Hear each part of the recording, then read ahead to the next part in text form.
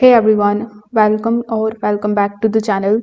In today's video, I'm going to show you how to transfer data from Samsung S22 Ultra to iPhone 16 Pro Max in 2026. Now, this method moves your contacts, your messages, photos, videos, and apps very easily. So first of all, you need to turn on your iPhone 16 Pro Max.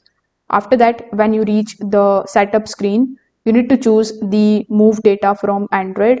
Now you need to grab your Samsung S22 Ultra and download the move to iOS application in it from Google Play Store. Then you need to basically open the application and allow it certain permissions. After that, on your iPhone, you just have to basically get a code. So you need to enter that code here in your Samsung phone. Now both of the phones will be connected securely.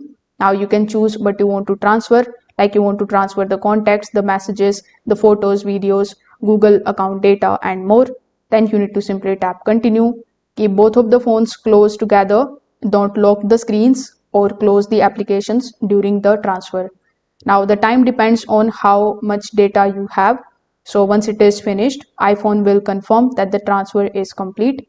Now you can finish setting up your iPhone like normal and your data will now appear on the iPhone.